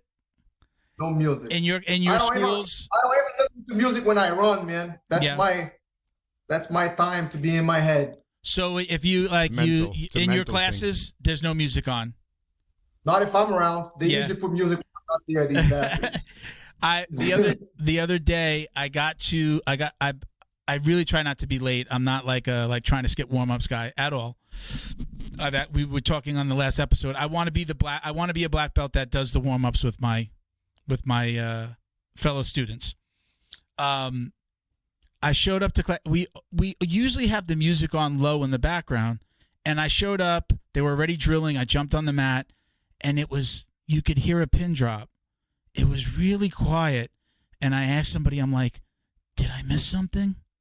Is Professor angry or something? Because there was like this weird vibe because he didn't have the music on. I'm just so used to it, and usually it's like really low if it's even on during instruction, and then if we're gonna drill, then if we're gonna roll, then he throws it on and maybe blasts it. Especially on we're open 7 days a week, so it's Saturday, Sunday open mats. So on Saturday and Sunday, it's always on. During the week, maybe not so much, but again, it was weird to walk in and it was silent.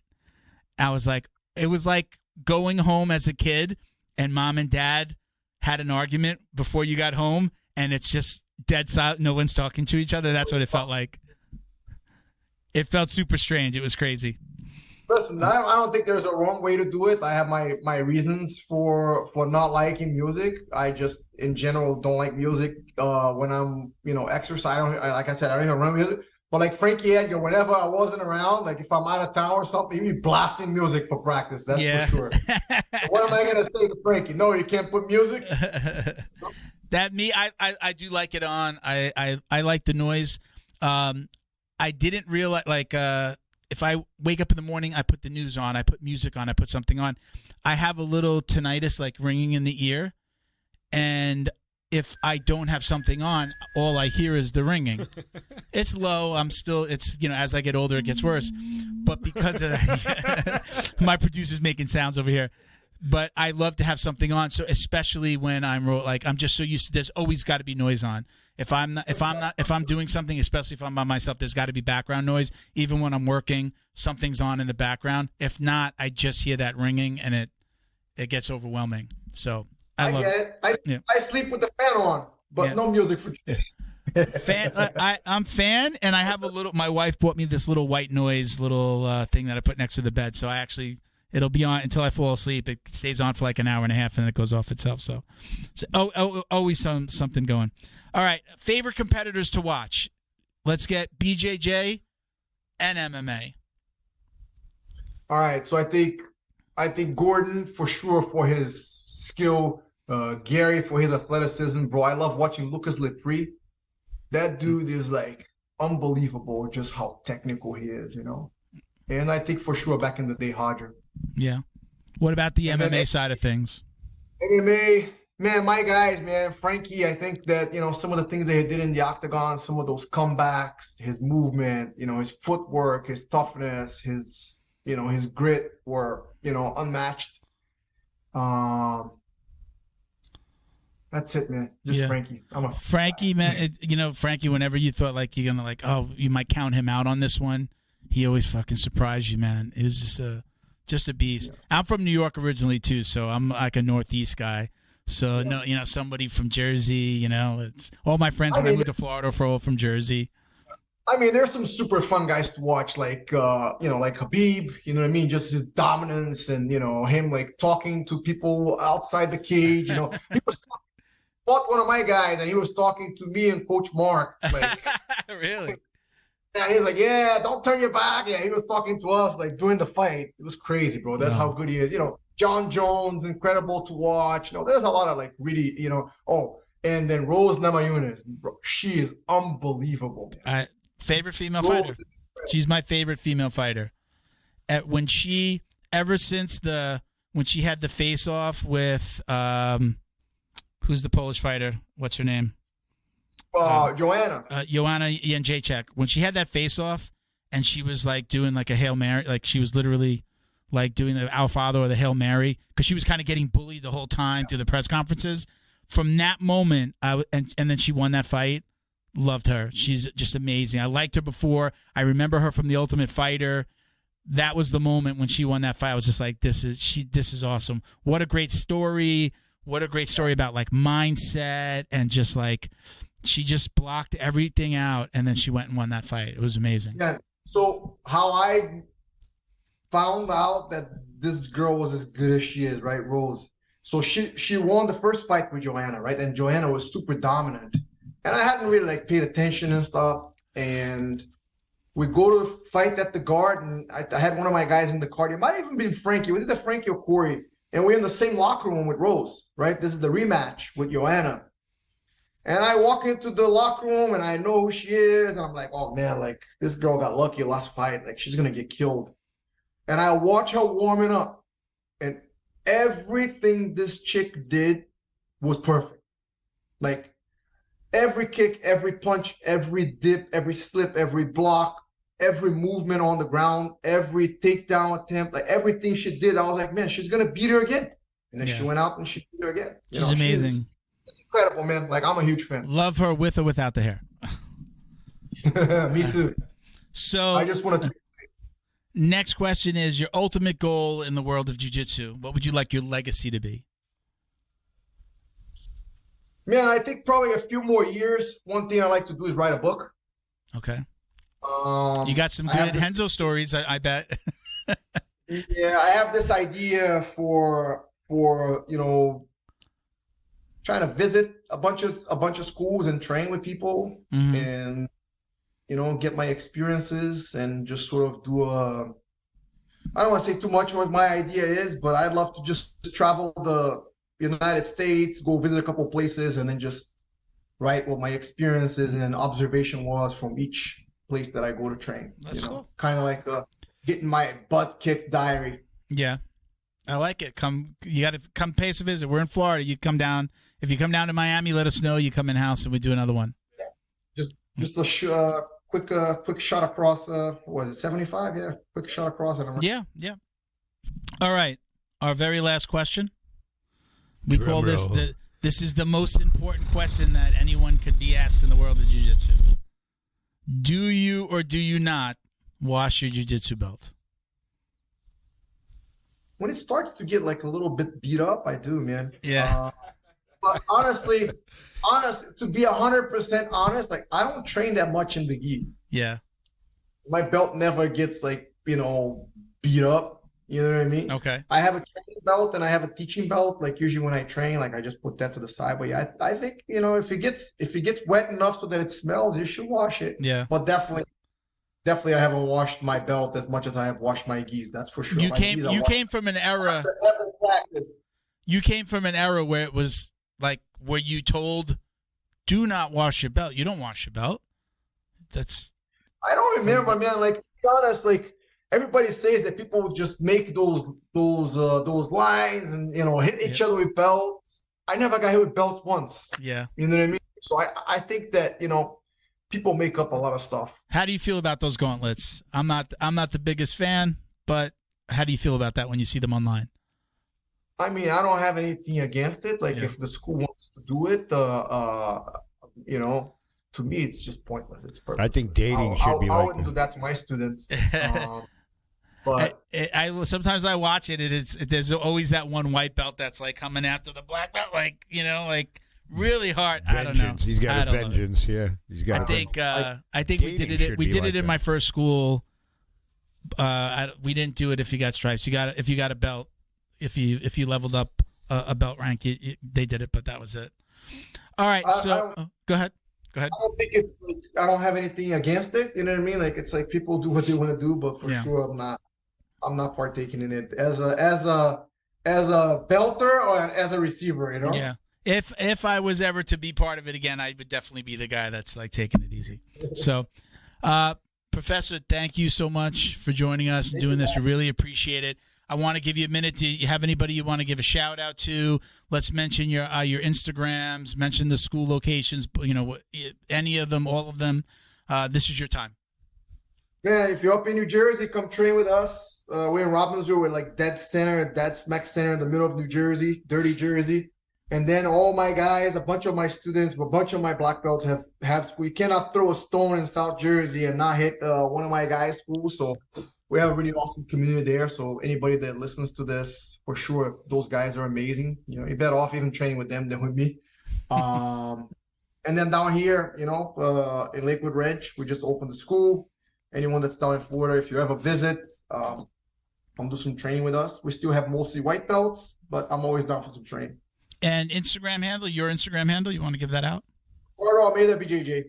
Okay. We'll put it on the screen as well. We'll put it in the description. So don't hang up. I'm going to come take a picture with you by the screen, but we're going to cut out here. Thank you so much for doing this again, Professor. Really appreciate it. Thank you, guys. Hope it was good. Us.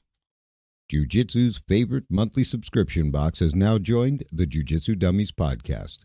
The BJJ box is delivered to your door filled with premium jiu-jitsu and grappling apparel, equipment, supplements, supplies, snacks, and more. The crew at the BJJ box find the best in the world of jiu-jitsu and guarantee every box to be worth more than the cost.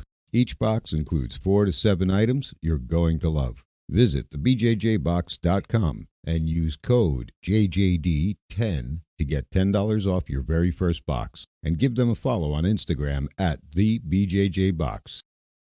Neutral Zone is Combat family owned, so they know you need to keep yourself and your equipment clean. They created Neutral Zone Clean wipes and sprays for just that purpose. Neutral Zone products are formulated to reduce the risk of bacterial and fungal infections. Whatever's making you sweat, weight training, rolling on the mats, yard work, or just working around the house, Neutral Zone Clean wipes and sprays can make you feel and smell refreshed. Use code JJD to get 15% off your online order at neutralzoneclean.com. While you're there, sign up for their newsletter to receive the latest info and updates on product launches like their new shower gel and soap bar coming soon. Are you Neutral Zone Clean? Special thank you to the crew over at Flow and Roll for all their support.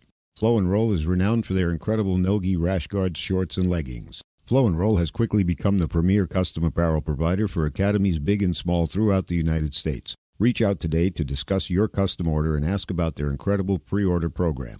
You can send an email to flowandroll@gmail.com or visit their Instagram at flow_n_roll and shoot them a direct message. And yes, they can create an awesome custom gi for your academy as well.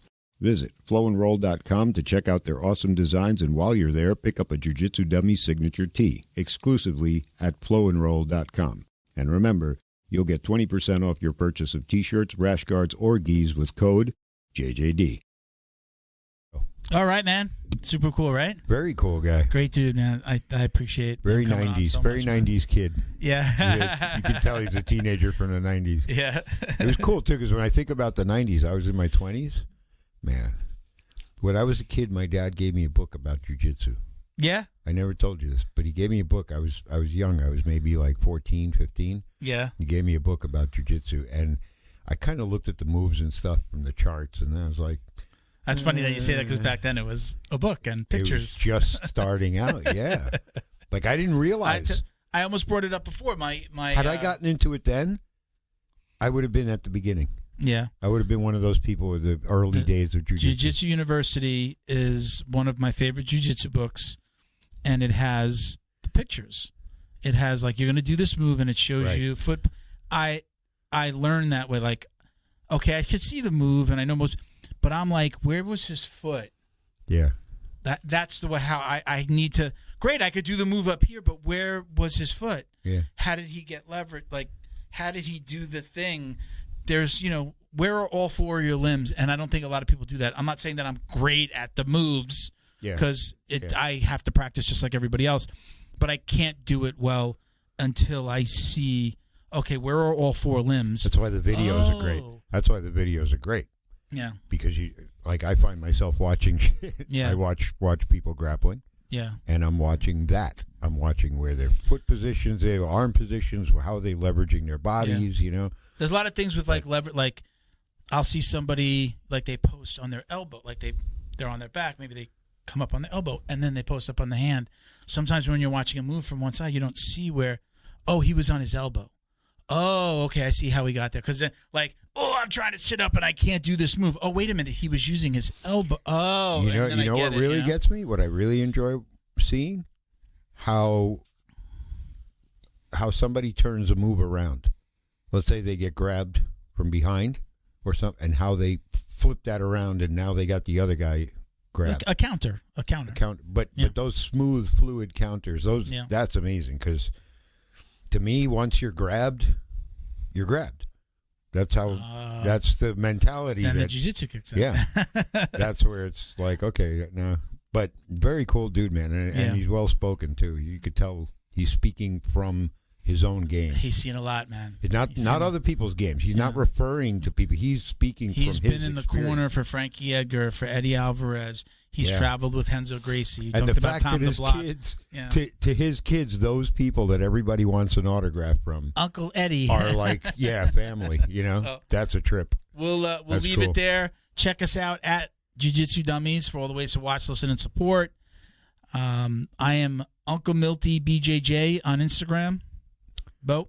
At Badworks, BADWERKS, and Mini Miguel is JJD_DJJ69 on Instagram. So check him out as well. We should see him next week, right? Yeah. He's got a whole... Yeah, he said his wife and his daughter are... His family is going away for a month. He's not here today because he's hanging out with his family. He's got 4 Thursdays. Gotcha, Miguel. We'll see you next week and the week after and the week after. He set himself up. All right, everybody. Thank you for watching and listening. Peace, love, jiu-jitsu.